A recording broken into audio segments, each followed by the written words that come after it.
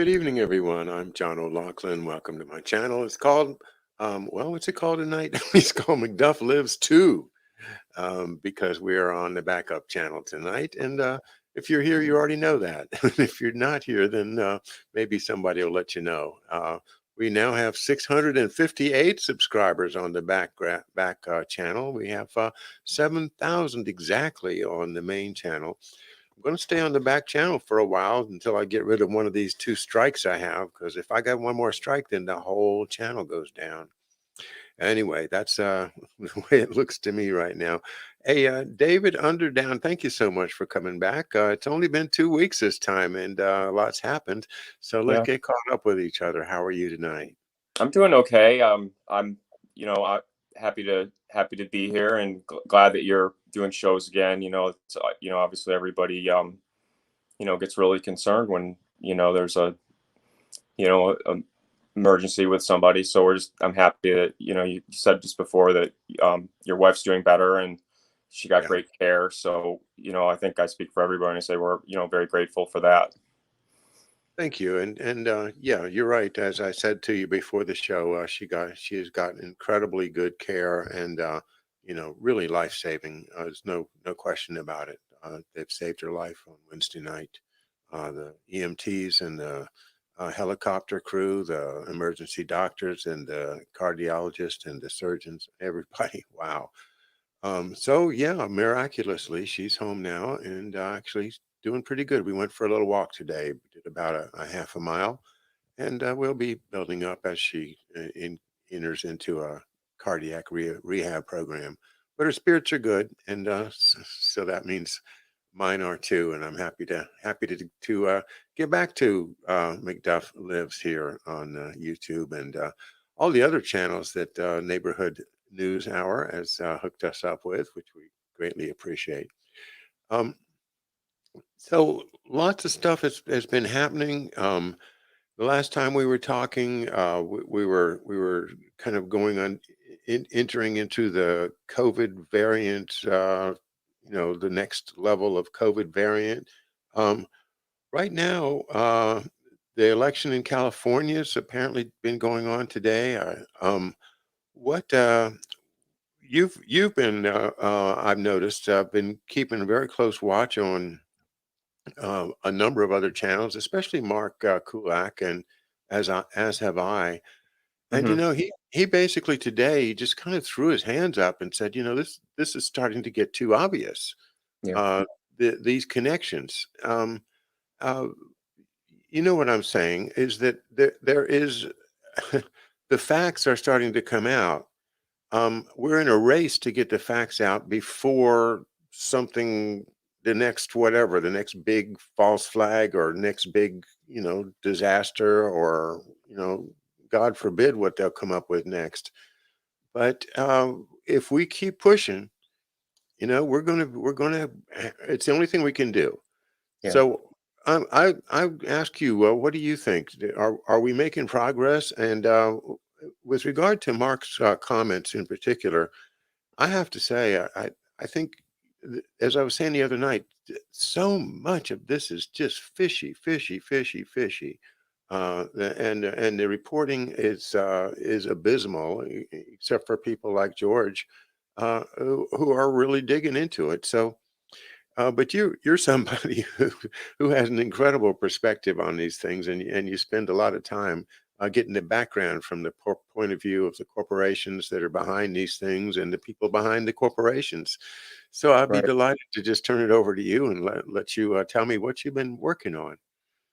Well, as far as what Mark's been doing, I really appreciate the shows he's doing with the Senate testimony leading up to 9/11. That was an event that, you know, really affected me a lot. I was, lived in New York City and my sister was there. So I was worked for Arthur Anderson at the time, and I was on a client in Woburn, Massachusetts, the day of September 11th. So I had actually flown out of Logan Airport, or I flew from LaGuardia to Logan on the Sunday night, and um, as crazy as it seems, I saw I mean, Hillary Clinton and her entourage was in the airport, and like it was the only time I ever saw her in my life, but it was on September 10th, the day before. And, it was crazy because we were on a client. It was the first day there, and, we got the report, this isn't, that the plane hit the first plane hit the tower.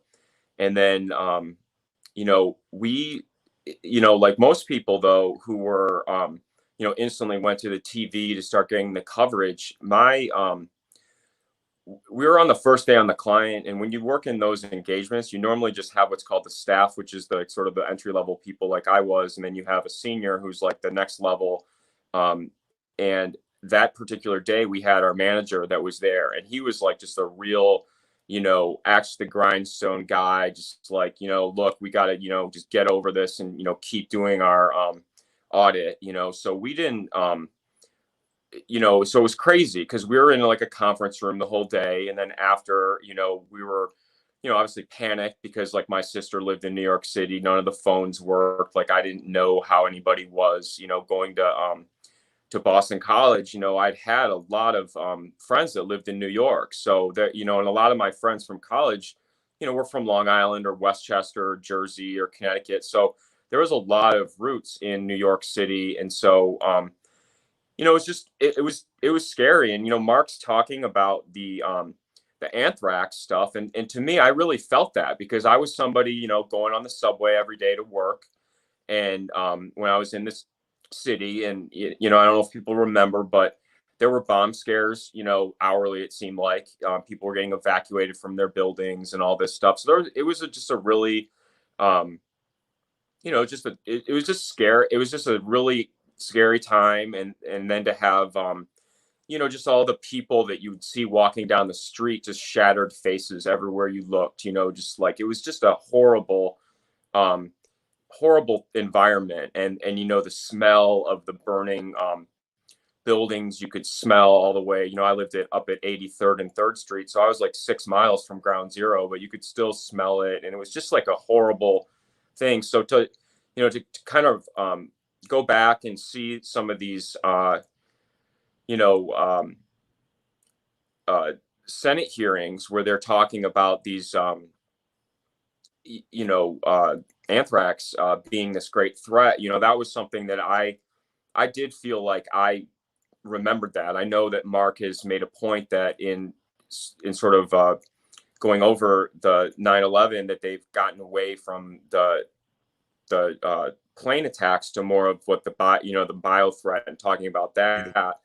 And just learning the characters now, like you said. I mean, I really do like to try to learn who the people are, and what their background is, and who their their family or their connections are, to try to get a better, richer understanding of the networks. And so it is interesting to go back and see that, because it is the same people. And and as I feel like we see that the networks have characters that they in different eras they kind of swap out somebody in the same role. And so it's interesting to see that sort of flow of who's in what position, especially now with, of course, Biden being the president, and leading those hearings. So that's been really interesting to see, because I've really gotten into the Carlyle Group angle. That was something that really struck me as a real rich vein of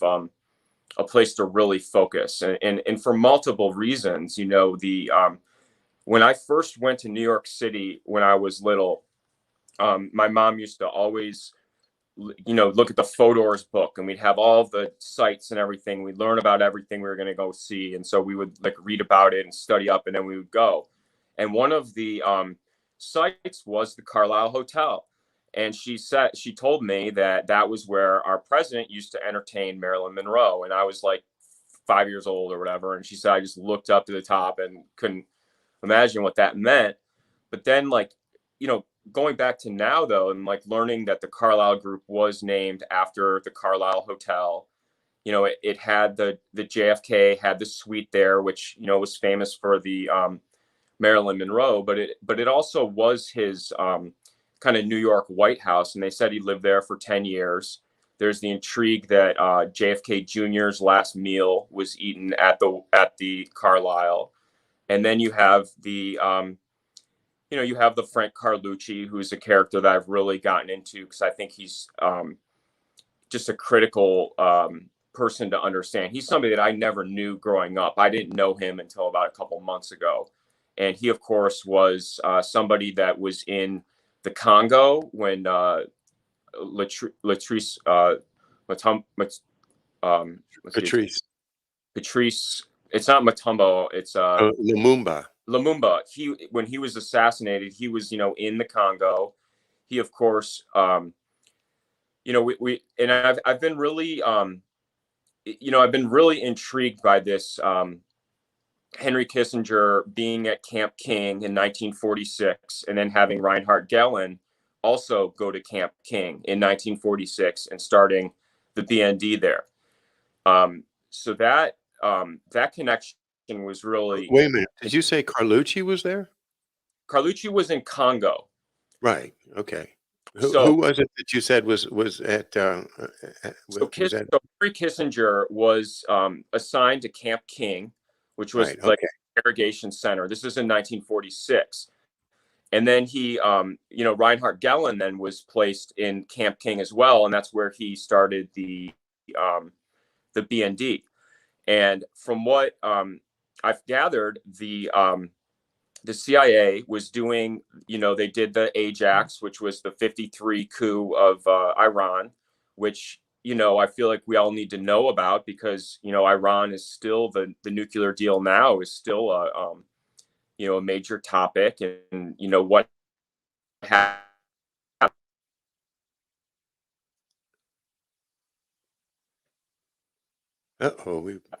You listen. Might have lost a little. David, we lost the second half of that sentence. Let's hear that again, and I'm not sure what happened.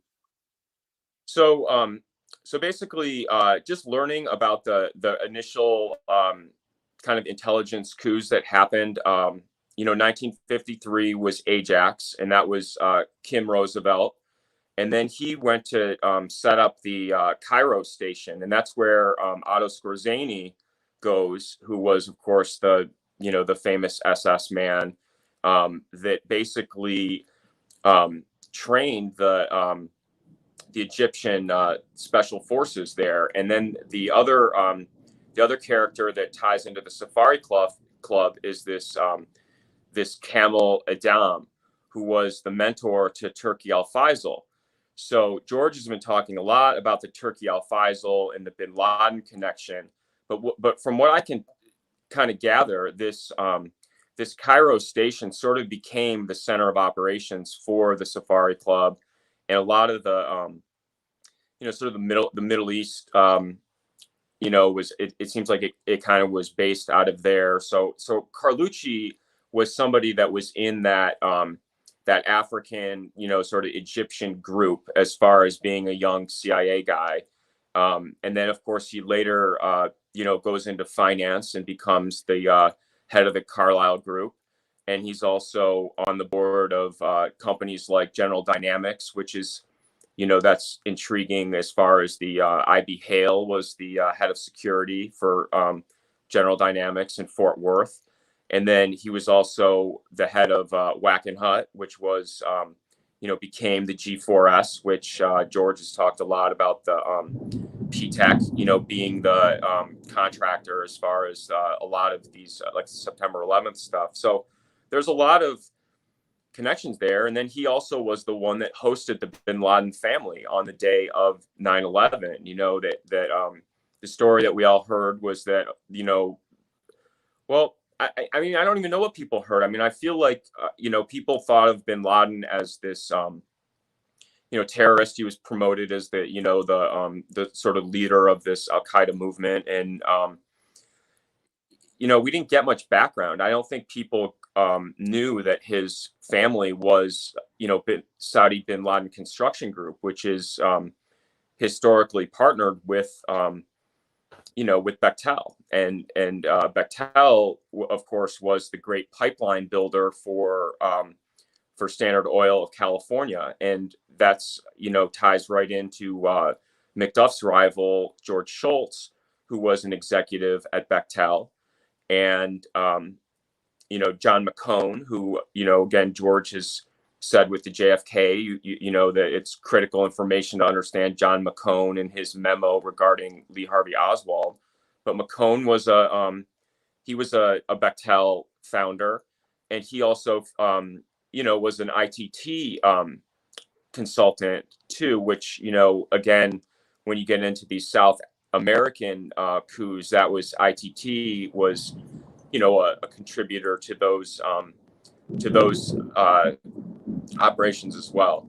So, tying that in with sort of the United Fruit, which we've covered sort of a lot with the Sullivan and Cromwell angle, and the Mega Group and the Rockefellers, and the Dulles or the Harrimans being big backers of that as well. Again, like you said, it's the same people, but just trying to connect the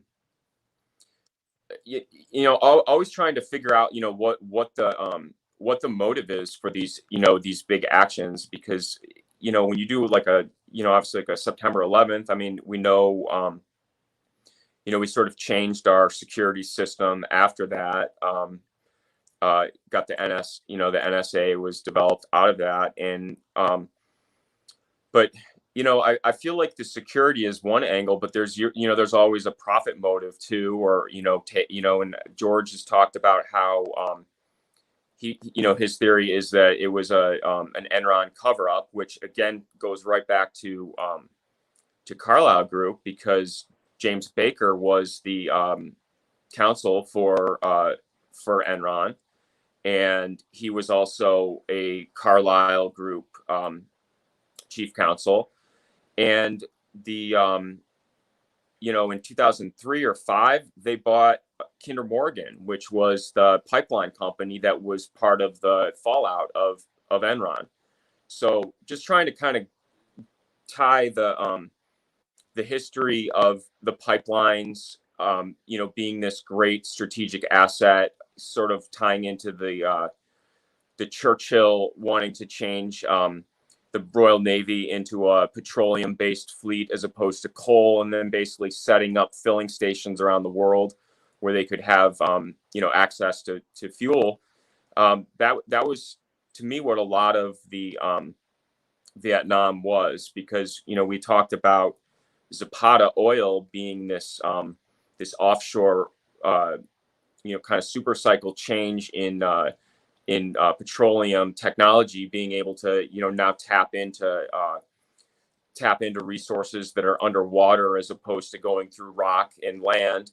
And that sort of became, I think, the strategy. And I think a lot of the Vietnam was getting into these the Asian the Far East market, and setting up the filling stations for the for the army, but also for having this Belt and Road concept of having the belt being the railways and the roads, and then the string of pearls being the kind of the old East India routes on the water, and how those tie together. And so that's kind of what I've been trying to do, is piece that together, and show how even characters like Joanne Herring, who I know Harry the Greek is doing his reporting on. Her daughter, I believe, is the one that's been delayed so many times with the child trafficking situation in Ohio and Texas. And Joanne Herring was the neighbor of James Baker, and she was the wife of the founder of the Houston Gas, which became Enron. So she was also the kind of the private citizen that went to finance the Mujahideen, which again, that's getting into the 79 situation with Iran again. And I didn't know that Kissinger and David Rockefeller and John McCloy were kind of made this big stir by flying the Shah that was sick, I believe, to get cancer treatment, and how that was sort of the pretext that set this whole thing off. But even characters like Steve Bannon were introduced in this Operation Eagle Claw. That was like, he was in the Navy for that. And then a lot of the, Cyrus Vance, whose son, is the lawyer that we see now. I mean, he was in there. And then, the Casper Weinberger, who sounds like somebody that McDuff would have known very well. He was supposed to be an intelligence liaison for MacArthur. So I feel like he would have been somebody that McDuff would have been very familiar with. So, just kind of going through the characters, because again, like these big events, I feel like that the criticism is very fair of sort of the media. I don't feel like they really ever give, details or background that's helpful.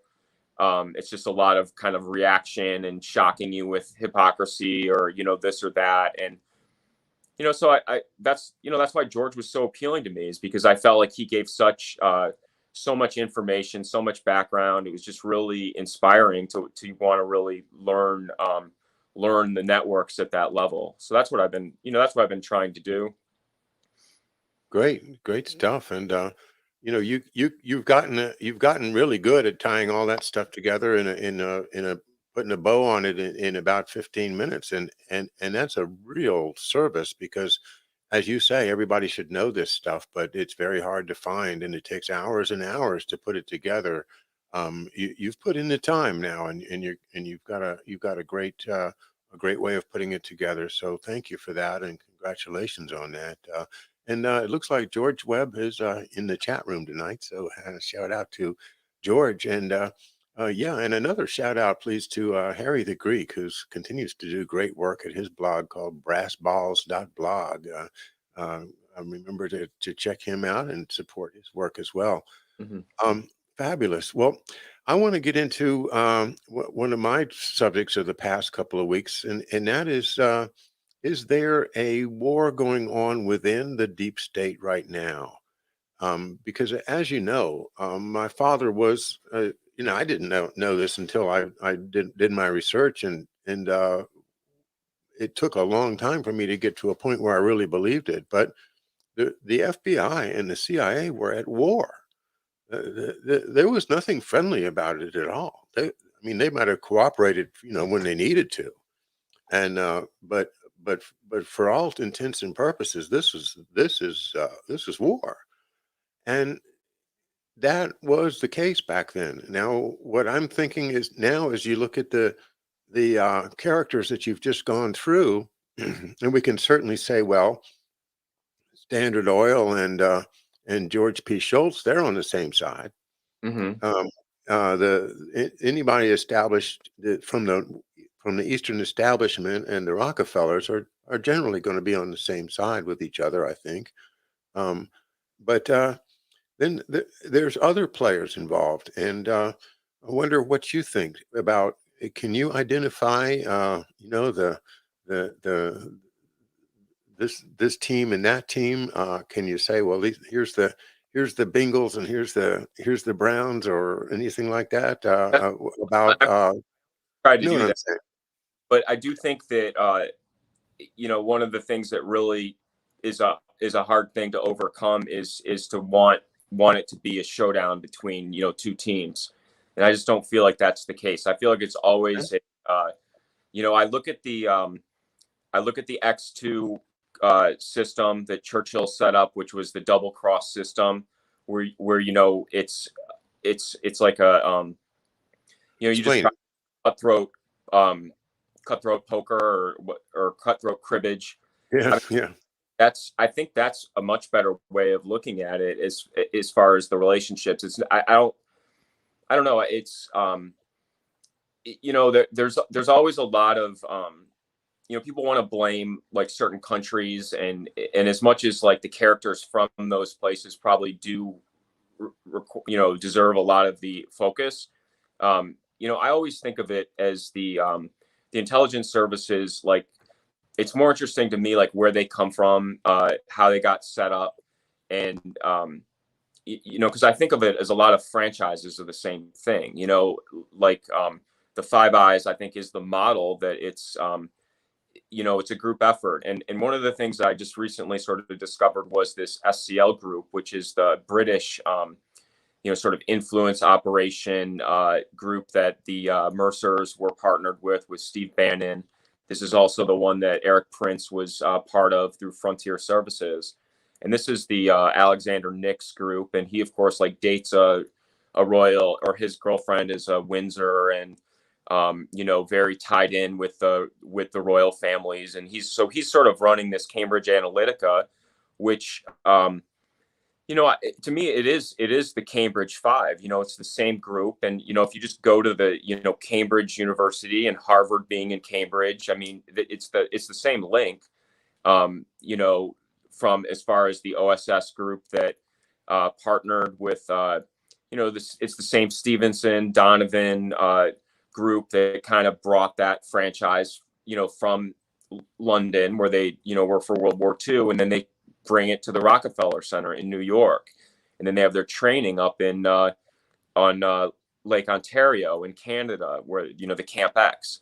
So just looking at kind of where that started, I think is very helpful. Another one that really that I think is a helpful thing to know about is this this IG Crypto AG, which was a company made by the noble in the Baku, the Swedish noble family that has the TNT patent, and is known for their mining. But they had a petroleum. They were one of the early petroleum companies in the Baku and in Russia, and they were the pioneers of doing these pipelines and also doing oil trains. They did a deal with Rudolf Diesel, who was the German that was doing the Kriegsmarines, their fuel. So when the Russian Revolution happened, it seems like they kind of got out for a little bit and then came back in, but they created this Crypto AG company, which made the machines that became like the Enigma machine and the Purple Cipher. That was another one that we hear about being these kind of really interesting spy gadgets that become the Ollie North device, and then now the Blackberries. So I feel like that's a tie there too, because that was again Noble that backed that, and then it becomes this Crypto AG, and it sells to the CIA and the BND in 1970. So this is right when we're doing the Bretton Woods, when we have Kissinger doing the deal with the Saudis as far as providing security in exchange for clearing oil trades in U.S. dollars. It was right when Nixon was getting rid of the chemical weapons. The chemical weapons bans happens right then. Mark Kulak's covered a lot of the initial computer stuff, came out in 72. So this was a Swiss company. So when I think of like a Mark Rich being a Swiss at Glencore, and then having Kolomoisky, having these deep roots in Switzerland as well, that just goes back to the Bank of International Settlement. And then, Dulles being in Bern with the Schroders and, the Norman Montagues of the Bank of England, and sort of this partnership going back to World War II, because, from what you've been reading, you've really, you've showed that this Reinhard Gehlen character, who is just doesn't seem possible, how his, how his role developed, and especially the way it was reported, I mean, it's just like, it's like a blindsider for people that we partnered with him, and that he became, like I said, he sets up this, this Cairo station that that gets into turns into this Safari Club.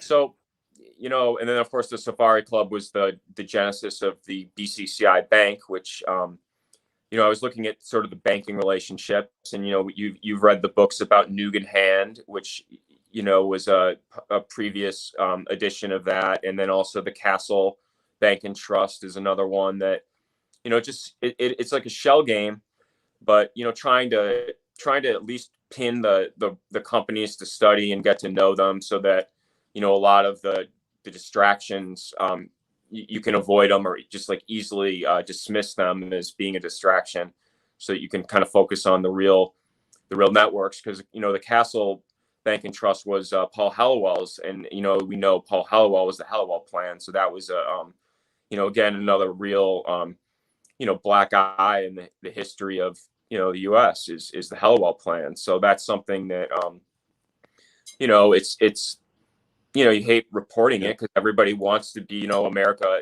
We all want to think of America as as the one that's there to help everybody out, and I think we we're can past, help we're other past people. that though. I think we have indeed gotten past the point where most people think America's a good guy and going to help them out. I think that era is over. Most people, I think, consider America to be almost a terrorist state around the world. I'm not talking about Americans, but around the world.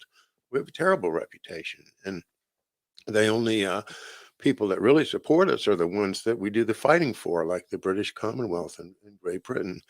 And I'm sorry for breaking in, but when you said so many things, I wanted to mention. So let me just jump in and say, with regard to Australia, um, they're undergoing some terrible, terrible lockdowns right now, and the forcing of people to take, this so-called medication, uh, and it's just a nightmare scenario as far as personal liberty is concerned. And that goes right back to that time when the Nugan Bank was created. That was at the time of Whitlow, I think his name was the elected Prime Minister of Australia. Houghton. No, okay, I don't remember the man's name, but the point is that that's when the CIA come in and took over the Australian government. That's they had to because they had to quash the investigation when Nugan was found dead in his Mercedes with a shotgun next to him. That they couldn't keep that out of the papers, and everybody wanted to go and search the Nugan Bank vaults and see if where the money was. It was a huge thing in Australia, and it wasn't. They've never gotten, in my opinion, their sovereignty back. A few, maybe a decade later, they confiscated the guns. So there's nothing that the people in Australia can do. The media, except for I do enjoy sometimes looking at, I think it's called Australia. Well, anyway, there's an Australian news that you'll run into on YouTube if you look for kind of reporting against the mainstream. I don't know how they get away with it, but this is the future of the United States. That's what I have to say. Is this is the Phoenix program? This is find, fix, and finish.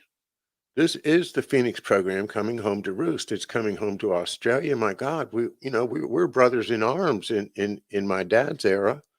Their ships and our ships fought side by side to preserve the freedom that is now being taken away from those good people. And there's nothing they can do.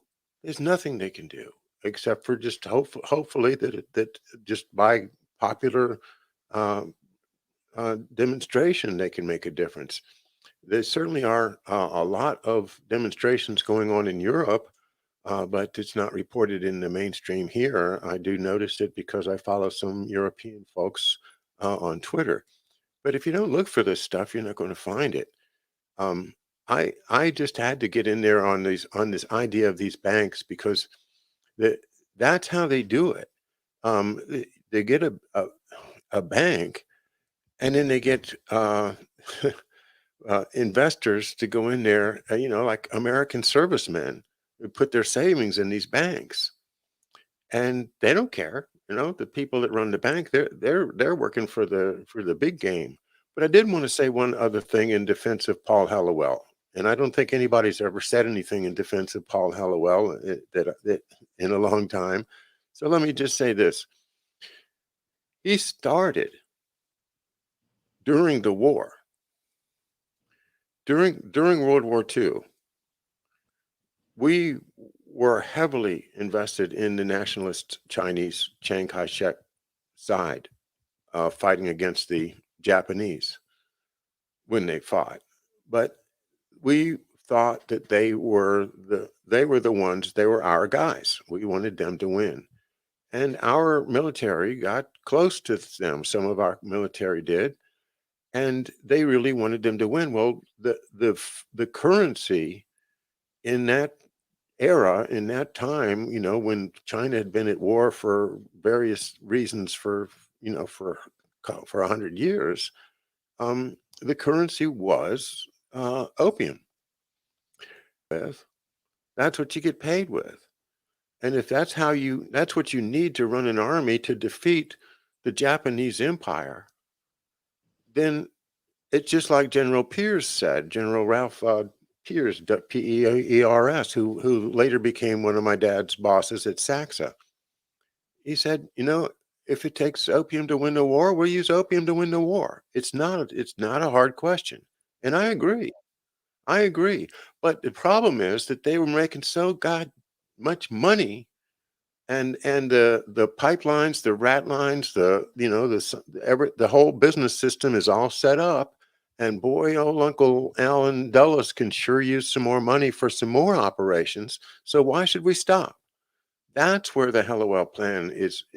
When the Hallowell Plan becomes a CIA plan after the war, that's an operation that was completely illegal. That was a complete violation of the terms, in my opinion, of the National Security Act itself, because nowhere was anybody authorized to conduct importing of drugs on a massive scale, and that's something that I can see got started during the war. And if they were to, have a truth commission and say, hey, yeah, you're right, here's what we did, and God darn it, we got stuck into it after the war, and, it spun out of control.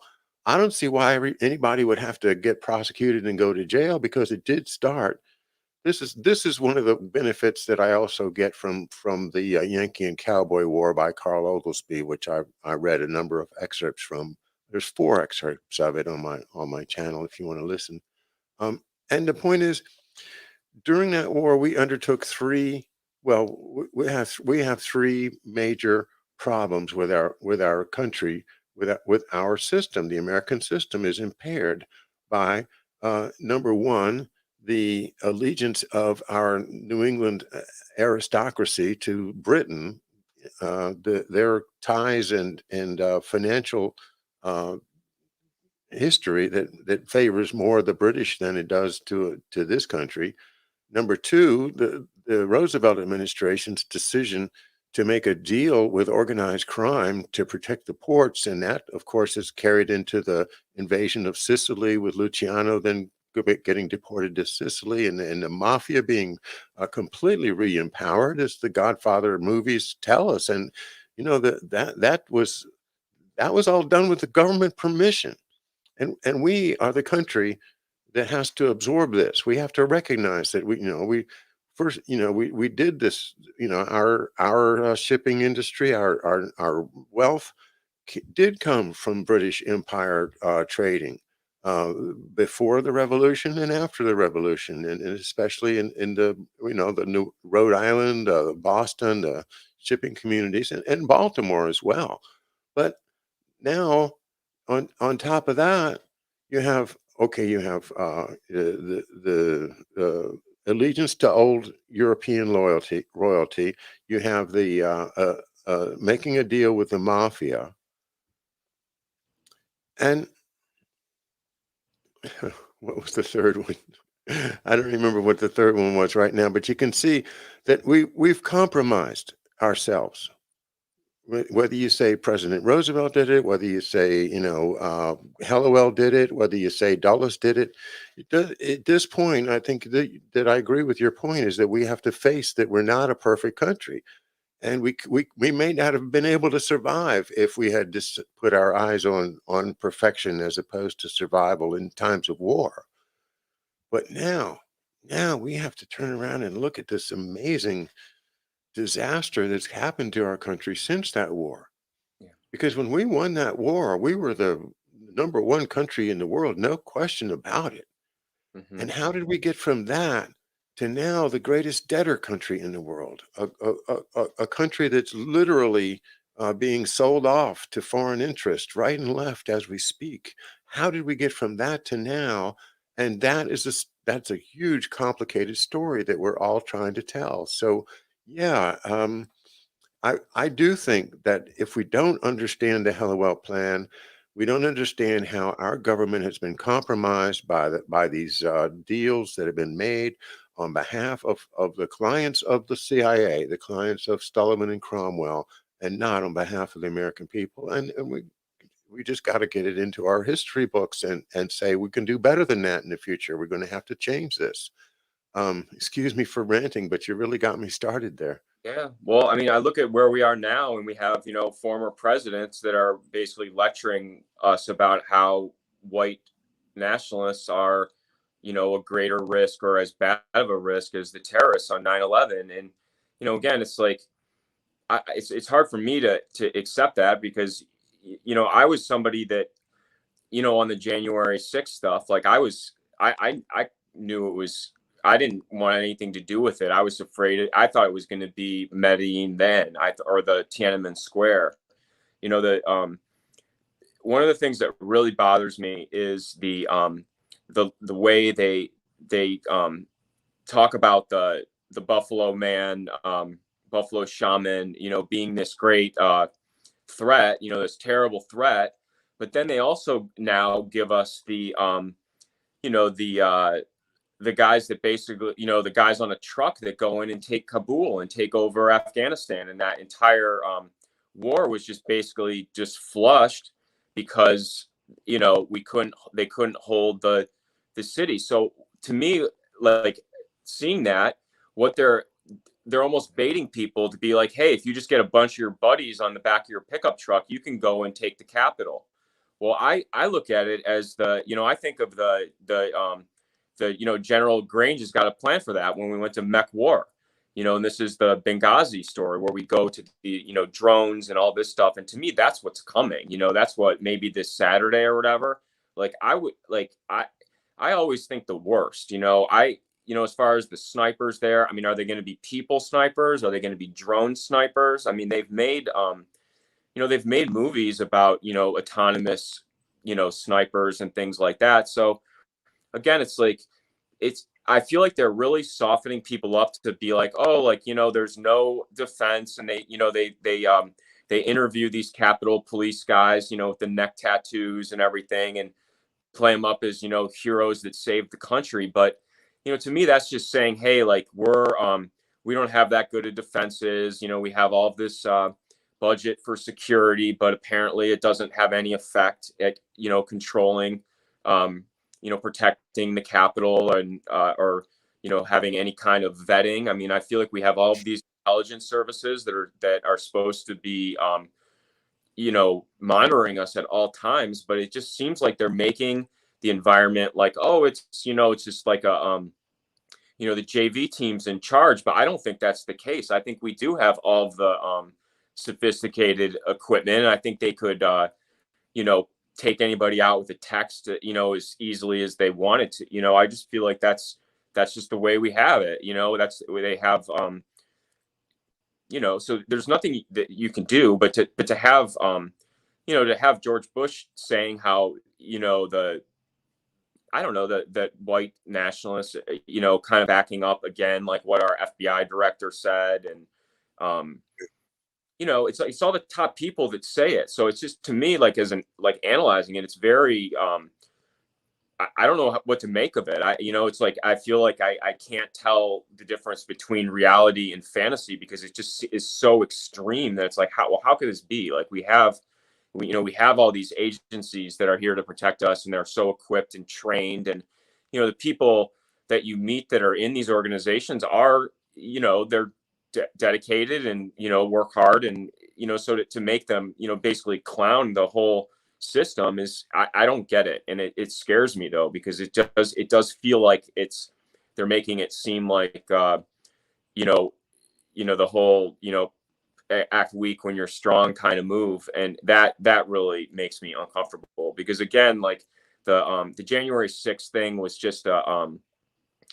just not, I don't know. It just bothers me that still hasn't, like, the mainstream hasn't like picked up on that was a, you know, I mean, the Joe Biggs has the sworn affidavit where he talks about how he's been an informant and how he was running that operation. I mean, I don't get how that is missed by all of the news sources. And then, of course, me being in Michigan, with Whitmer, they had the same thing.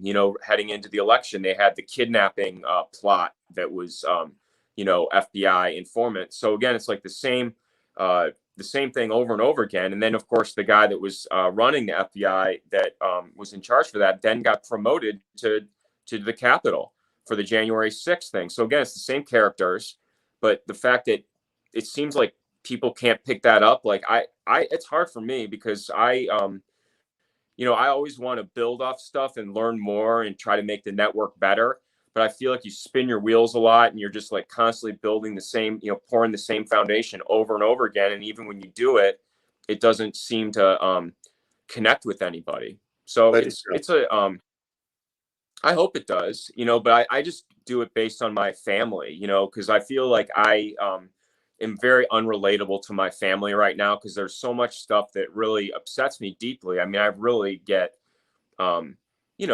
very afraid of this stuff. And, I mean, I've alluded to some of the personal things, and the people around me in my neighborhood and their sort of role in the grander scheme and how that is so unsettling. But it's also how people, the whole idea of the lockstep where everybody kind of maintains the company line, even when it's just so bad, like you can't even believe that people would continue to support it. I mean, I think of Peter Daszak, and they still have Tedros doing presentations to this day, and it's just like, how is this information not important to people? I mean, I just feel like it's just hard for me to understand that. So it does put me in a situation where I'm just like, I just try to learn as much as I can. I try to, share it on Twitter, hoping that people will use it to, build off of or help their understanding of things. But it is, it's just it's something that really, it's something that I'm honestly afraid that, it's just that's just the way it's gonna be, and I'm gonna, it'll always just be a, all it'll just continue, that the wheels will just continue to spin, and that the guys like a Bannon can still you know give his talking points. And I don't know, it's hard for me because I feel like his signature is so obvious now. But even in the chat rooms and stuff, people are amplifying his message or talking up the his experts that he brings to the table, and not, to me at least, fairly evaluating them, just supporting them. The whole idea of just supporting somebody because somebody said they were, that's a hard thing for me to accept. But I don't know. well, that's the way they do it, though, and yeah, that's exactly what's happening with our media in general. It's they get people out there that are uh, influencers, right? They are And focal yeah, point. and that's what they are. They're influencers. Mm-hmm. Um, and it works so far. Doesn't work on me because I haven't watched television, and I don't know, except for Jeopardy. I watched Jeopardy with Drummer, because she gets competitive. She wants to win Yeah. Jeopardy. They're game shows. Yeah. Yeah, yeah. Well, anyway, but I want to get back to this Saturday, which is which is September the 18th. Uh, right? Yeah, yeah, 18th. And I understand President Trump is coming uh, to Washington, and but I also heard that it was supposedly a rally in favor of the people that are still locked up as a result of having been arrested as a result of the January 6th events. And that's just a little bit of snatches that I've heard, but I also then I've heard you're the third one, and I'll be the fourth voice in our little group here to say don't go to the mall, don't go there on this Saturday. Um, uh, here's why I my what I want to add to what you just said, and tell me what you think of this. They're looking for a insurrection. They want to have the country understand that there has been an insurrection. And they have realized that the January 6th event was simply not very well done. And not enough of us are convinced that that was a quote insurrection, unquote. It was pretty good, but there was a lot of chintzy acting and some iffy stories and a pipe bomb and all of this stuff. And finally, they somehow, plus the power of political pushback from the Trump side, has resulted in them not feeling that they have a mandate to go along to go forward along the insurrection path. Now, suppose that they have organized a false flag for Saturday the 18th involving, some Proud Boys and some white guys and with the outfits and the Confederate flags and all that, this, the usual stuff, your basic Ukrainian soldiers wearing cowboy boots and swastikas or something, but uh, like just import them, just fly them in, and they come in and they do trash. They really do trash the Capitol. They bomb it or something. Th- this kind of thing, something really dramatic that everybody can say, "Oh my God, the country is under attack." Then they've got their insurrection, and then that's when George Webb's theories about military assets vital in need of insurrection becomes reality. Right. And they come out on the streets and they start taking guns and they say, well, okay, from now on, you're going to do what we say.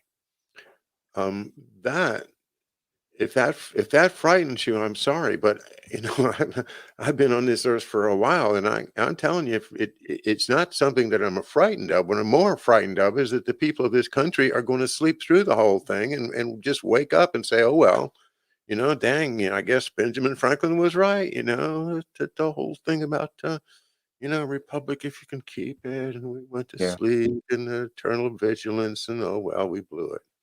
Wait, well, but that's what I wanted to add to what you said. Now, what do you think? Do you think I'm right? Well, I think that something that I remember was the talk of triggering the Article 5 of the NATO on January 6th, and how again, like, who's in charge now? Is it the military? Is it NATO now that it has a mandate to come in and run operations in parallel or separately? Right. I don't know, and again, like, I don't. I mean, I agree that the January 6th was not well done, but I think that they think it was well enough done that they can do that. So, as far as triggering Mavni or the continuity of government, I know George just talked about he just interviewed Daniel Hopsiker talking about the morning of September 11th and having the assassination attempt that triggered continuity of government. I do think that is something that to look for. But I wonder, did that already happen? Are we already in that environment now, only with the NATO, being sort of the force, those forces? I, of course, like hate thinking of, well, what if they fly in the Afghanis now? What if that's the plan, is all that, we left all that equipment and then it all flies back to, to somewhere here.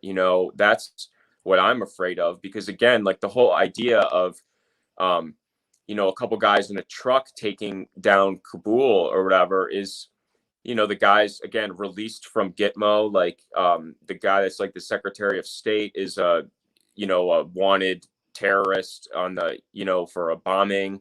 Like, it's too outrageous of a story at this point. So that is what gets me afraid. I mean, I do, again, fear that what people think or what they'll accept. But, you talked about, how could we, partner with the mafia? And I do think that's a key relationship, because that was the naval intelligence. That was ONI that partnered with the mafia. So that's the Meyer-Lansky leg, and the Navy. And so I think of Bannon sort of representing the Navy's intelligence side, but sadly, I think of Trump representing the Meyer-Lansky side. I mean, it's Rahm Emanuel and Trump I see as the kind of having those old mafia assets. I mean, Trump was a, Resorts International and the whole Mary Carter Paints before that. And his, he was Eastern Airlines, which was DynCorp. Originally DynCorp was Eastern Air of California. David Ferry was an Eastern Airline pilot. That there was the intrigue with that, as far as him training Oswald as a civil air or as a civil air transport cadet, but he was also an Eastern Airline pilot. So, I look at those networks. I always, was hopeful that Trump, would, do kind of execute his talking points, as far as, drain the swamp and all this stuff. I was never, I just never believed it. I was always very skeptical. I think that a big idea that they've tried to convince people is that the election was you're not even technically allowed to say that the election had any trouble.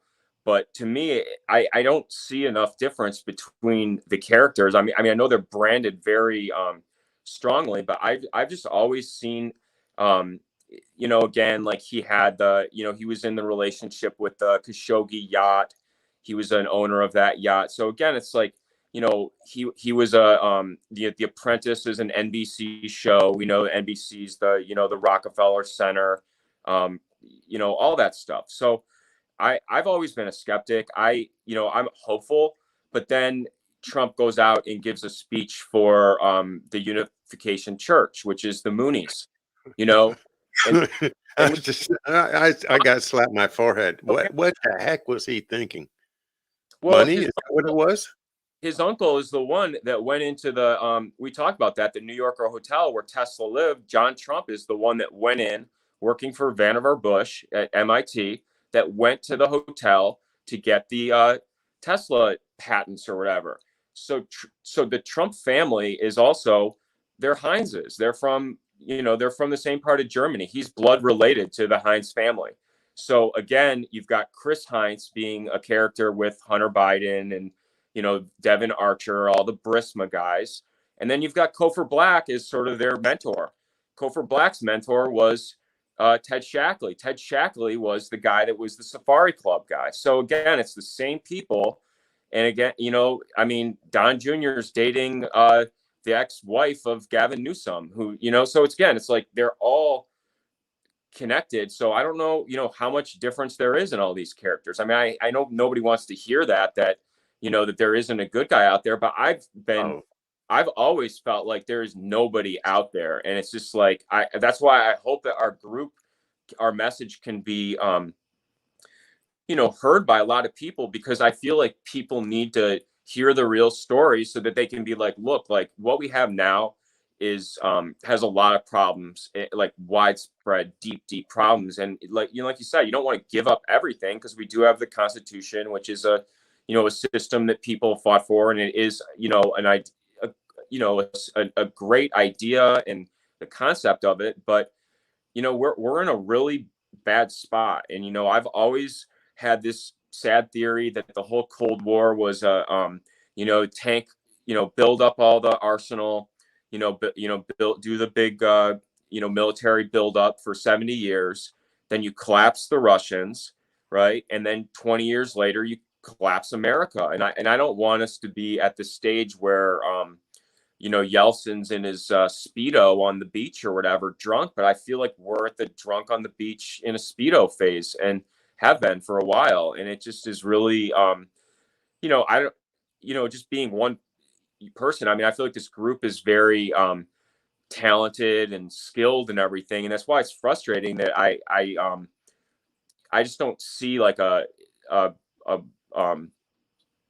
I just don't, I mean, I'm obviously hopeful that, like with the CNN case, that that something will come of that. But again, it's just like I do worry that it's just like I'll just live my life, and it'll always be this way, and it'll just be very disappointing for me. So I don't know. I hope that I'm wrong on that, but I don't feel like there's I feel like it's sadly a much better state for me than to just like hope that somebody that says the right things, but has information that could really blow up a lot of these narratives easily. I mean, long ago, I mean, I remember just when you guys were covering the Mike Flynn trial, and the information that you guys were giving us with his connections with Bijan Kian, who was his partner. I mean, he's partners with McChrystal's in there, James Woolsey's in the Fig.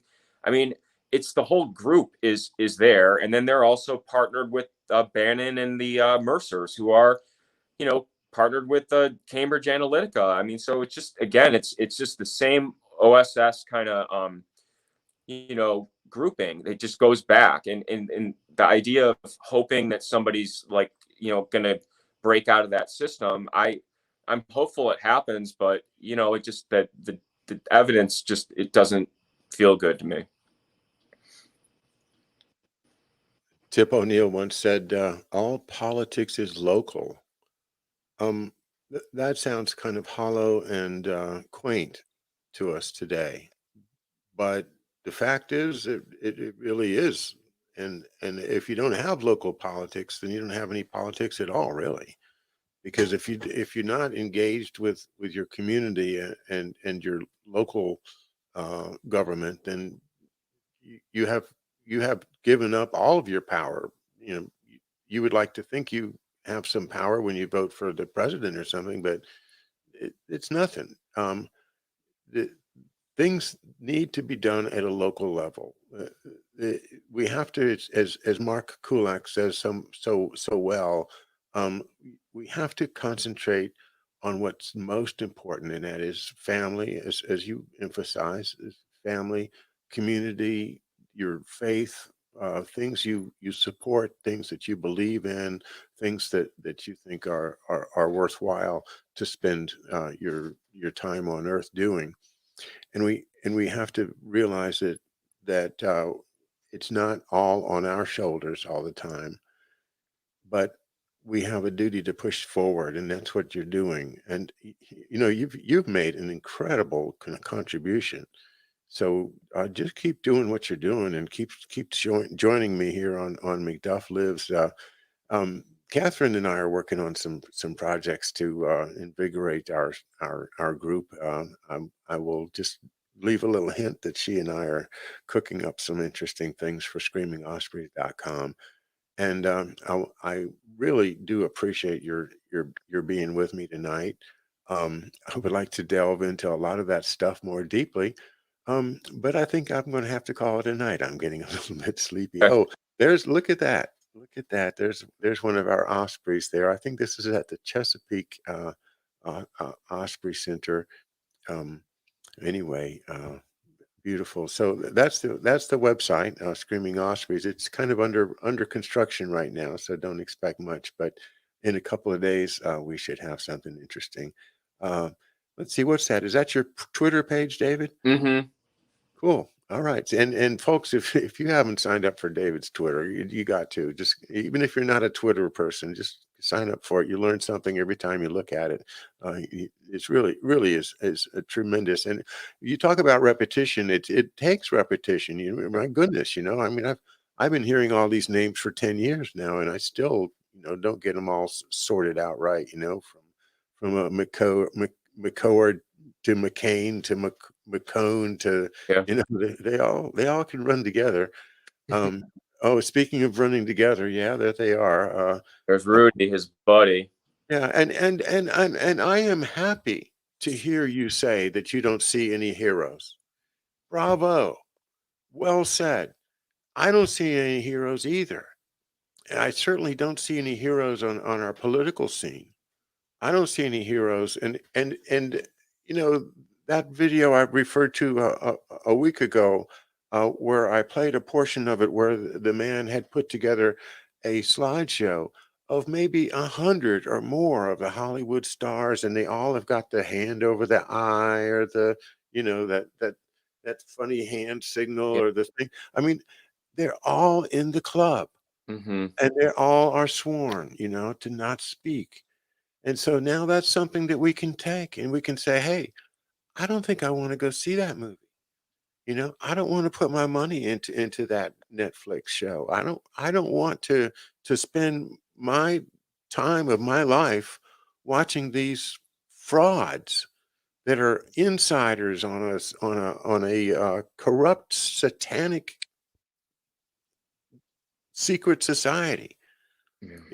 I'd rather get back to to John F. Kennedy, for goodness sakes. Let's do something for the country and not do all these. Yeah. It's just too much. Too much. So I say bravo. Recognize the fact that there are no heroes out there. I learned it from Obama. Okay, I was all in for Obama. In 2008. And I worked on his campaign. I spent 30 days as a driver on the presidential inaugural committee, and driving VIPs around, and just uh, felt that it was hope, it was change. It was really going to get good now. Yeah. I mean, I was down on the mall, and when George W. Bush got in that Marine helicopter and flew off, and the crowd just went crazy, and so did I. I thought, my God, we finally got rid of George W. Bush. Thank God Almighty. Oh boy, Yep. but Got Rahm now, and I just know. I mean, and of course, Andy Craig wrote Presidential Puppetry, in which he exposes the fact that all of these presidents, basically, I mean, he traced it back to what was it, Ford, but I think it goes back further, all the way to Johnson, but they've well, all been Taft, puppets. I was Go gonna say, ahead. well, Taft was a founding founder of the Russell Trust, so that's another link. I mean, it was his father or grandfather, but I mean, they are all, if you do the background on them, they are all from the same thing. And again, that's like when you see like a Trump that's marketed as an outsider, his it, you, I just don't think of the media as being an outsider, because from what I've gathered, the Beaverbrook network was the British, um, it was the newspapers, but then it became the British intelligence, and and you can tie it now to like even to Rupert Murdoch, or Ted Turner at CNN. Ted Turner has the whole nuclear threat initiative angle. I know people like the Georgia Guidestones, but to me, the nuclear threat initiative is a far more interesting thing that he's a part of. So I don't think Tell, of the. tell us what that is now. You've whetted my appetite, and I don't know what that term means. So it's basically DTRA. It was founded by Kissinger and Schultz and Ted Turner, and Oh, wonderful. it's the it Ted was Turner.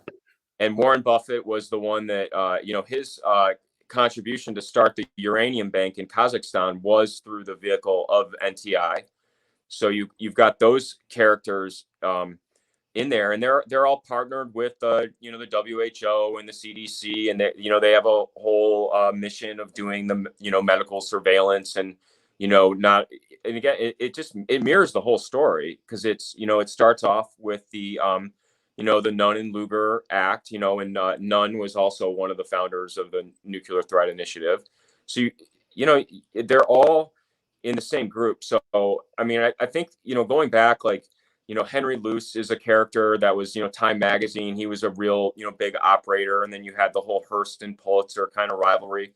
So I think it's a mistake to think of somebody like a Trump as an outsider, because he has a kind of more of a real estate / media personality background, because I think that a lot of the I think there's a lot of history in those areas. It's not just the guys that are senators and congressmen and mayors and governors and stuff. I think that the Dulles system was focal points, and to have people in everything. So it's again, it's like you're hopeful, but how can you talk with the Moonies, especially after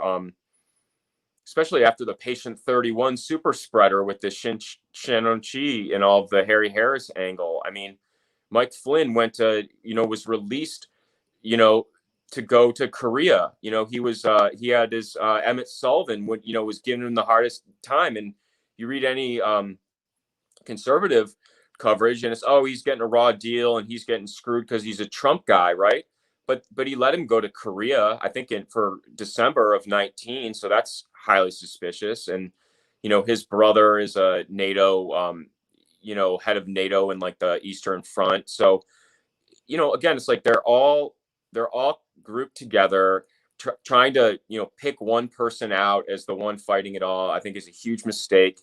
And I also think they're really, even Gavin Newsom is saying, I should not be recalled, because if I'm recalled, that means Trump is winning. I'm the anti-Trump, but I just don't see it that way. I think that's the talking point, but that's not the reality of the situation. So again, it's like all the characters are, they make me uncomfortable. I'm hopeful that something, good will come of it, but we'll see.